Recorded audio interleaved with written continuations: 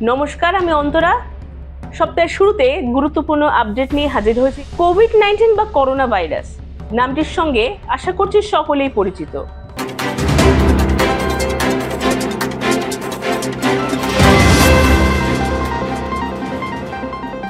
তার কারণ প্রায় 2 বছর টানা গোটা বিশ্বকে একটি মাত্র ভাইরাস তালাবন্ধ করে রেখেছিল।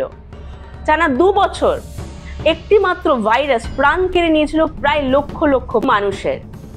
সেই করোনা ভাইরাস আবারও চোখ রাঙাচ্ছে গোটা বিশ্বকে। বিগত কয়েকদিন ধরে একের পর এক রাজ্যে পরিসংখ্যান অনুযায়ী করোনা আক্রান্ত রোগীর সংখ্যা বেড়ে চলেছে। গত শনিবার রাজ্যে করোনা আক্রান্ত রোগীর সংখ্যা ছিল 7 জন। 24 ঘন্টায় অর্থাৎ 1 লাফে 4 জন আবার নতুন করোনা আক্রান্ত রোগীর হদিশ মেলে। তাই রবিবার পর্যন্ত গোটা রাজ্যে করোনা আক্রান্ত রোগীর সংখ্যা দাঁড়ায় 11 জন। বিশেষজ্ঞদের মতে করোনা কিন্তু আমাদেরকে ছেড়ে একেবারেই চলে যায়নি। প্রতি বছরই একের পর এক ভ্যারিয়েন্ট পরিবর্তন করে নতুন ভাবে হানা দিচ্ছে করোনা। এবারেও কিন্তু তার অন্যথা হয়নি। এবার যে ভ্যারিয়েন্টটি নিয়ে করোনা রোগের উপদ্রব হয়েছে সেটি হচ্ছে পিরোলা। এটি ওমিক্রনের সাব ভ্যারিয়েন্ট। করোনা আক্রান্ত রোগীদের পূর্ববর্তী লক্ষণগুলির সঙ্গে পিরোলা আক্রান্ত রোগীদের লক্ষণগুলির মধ্যে রয়েছে বেশ মিল। তার কারণ সর্দি, গলা ব্যথা, গাঁটে গাঁটে ব্যথা, এছাড়া স্বাদগন্ধ চলে যাওয়া, জ্বর আসা, এই ধরনের লক্ষণগুলি কিন্তু ফের দেখা যাচ্ছে করোনা আক্রান্ত রোগীদের মধ্যে। এবং সামান্য ঠান্ডা সর্দি কাশি নিয়েই কিন্তু রোগীরা ভর্তি হচ্ছে সরকারি থেকে বেসরকারি হাসপাতালগুলিতে। জন হপকিন্স বিশ্ববিদ্যালয়ের বিশেষজ্ঞদের গবেষণায় উঠে এসেছে এক চাঞ্চল্যকর তথ্য। ইতিমধ্যে নাকি করোনা 30 বার মিউটেশন হয়েছে, যার ফলে এবারের ভ্যারিয়েন্টটি কিন্তু আরো বেশি সংক্রামক। এবং এই ভ্যারিয়েন্টটি মানুষের ইমিউনিটি সিস্টেমকে খুব বেশি করে দুর্বল করে তুলছে, যার ফলে দিল্লিতে কিন্তু সার্কুলার জারি করা হয়ে গেছে স্বাস্থ্য ভবন থেকে।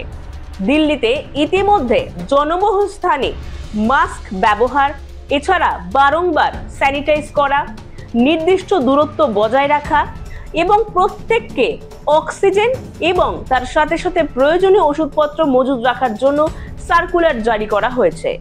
রাজ্যে প্রথম ক্ষেত্রে খুব কম সংখ্যায় করোনা আক্রান্ত রোগের হদিশ পাওয়া গেলেও গত 24 ঘন্টায় কিন্তু 1 লাফে 4 জন নতুন করোনা আক্রান্ত রোগের সংখ্যা মিলেছে। এই 4 জনেরই RT-PCR পরীক্ষায় করোনা পজিটিভ এসছে।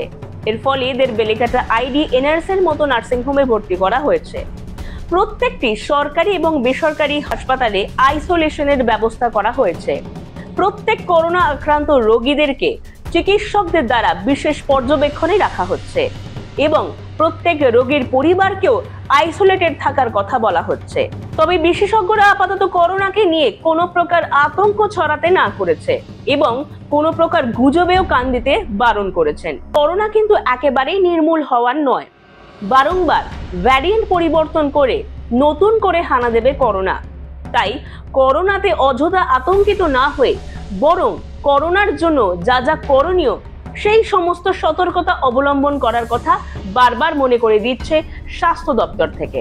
তাই অযথা আতঙ্কিত না হয়ে মাস্ক ব্যবহার করা, হাত ধোয়া, স্যানিটাইজ করা, একে অপরের থেকে একটি নির্দিষ্ট পরিমাণ দূরত্ব বজায় রাখা, এই ধরনের সতর্কতা অবলম্বন করাই বর্তমানে শ্রেয়। এই ধরনের গুরুত্বপূর্ণ আপডেট সময় মতো পেতে অবশ্যই সঙ্গে থাকুন জনমত বাংলা ডিজিটালে। আমরা চেষ্টা করব সবসময় সঠিক তথ্য সঠিকভাবে তুলে ধরবার।